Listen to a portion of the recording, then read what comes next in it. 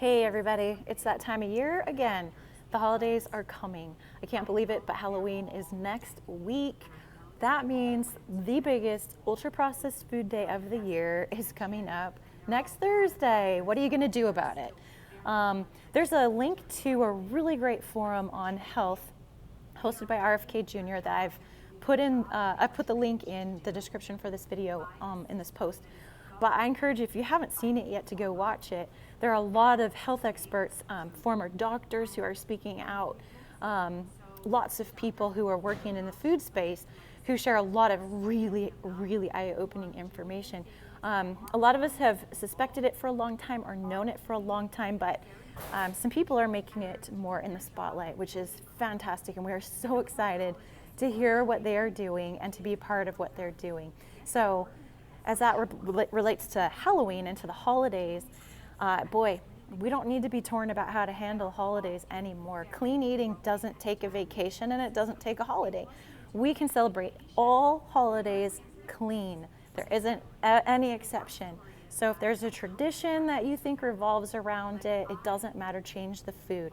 Knowing what we know now about how serious the health effects are of ultra-processed foods, it's really a no-brainer. It's not a question mark. You can't buy it anymore. You can't eat it anymore and expect to be healthy down the road.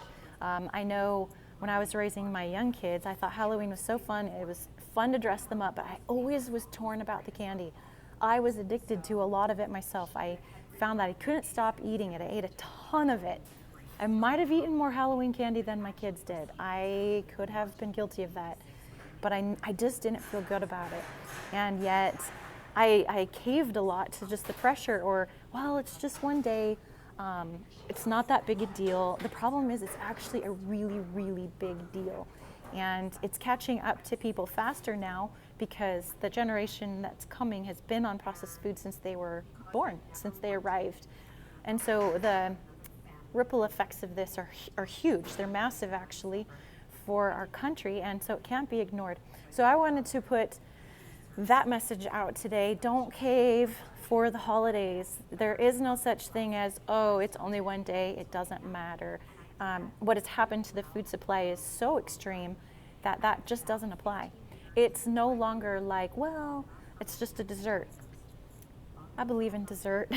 We're not against dessert. You need to pick a dessert that's clean, that's made well. I'm talking about ultra processed candy right now because the ultra processed candy holiday is coming up next week, and the people who have profited from this the most, they don't care at all about your health or about the health of your children, and so don't give them any money. Don't give them a dime. Don't support that this year. An idea that we have for you for how to celebrate without processed food candy: throw a block party, have your neighbors over, serve some things you made yourself or that you're getting from us. We have some customers who are doing that, who are bringing brisket and pulled pork and like real food to a block party, and everyone's getting together and just enjoying being around each other. We've seen some really great examples of people doing that, and they're enjoying real food. Candy is not required. Same thing when it comes to Thanksgiving coming up next. A lot of our traditional recipes have devolved from real foods to incorporate a lot of highly ultra processed ingredients, even if you're making them at home. I'm talking cream of whatever soups and artificial, you name it, and tons of Crisco and prepackaged stuffings and just all kinds of stuff. We don't need any of that, and all of our favorite foods can be made correctly without it. So here's a shout out to you all, especially if you're a parent and you're trying to figure out how you're going to handle Halloween and you just need another voice to say throw the candy away. My voice is here telling you throw the candy away. Say no to the candy, throw the candy away. It's not good for your kids.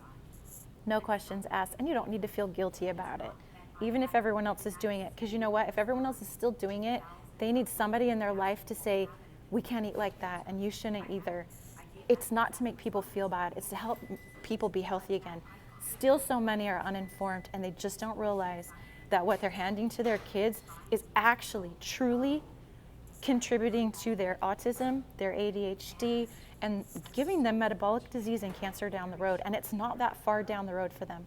So when you realize that, you realize that you're helping. You're not harming, you're helping. Take a stand, say no to the processed food candy. It's out. It's out. It's not an option, it's poison. All right, we'll talk to you soon.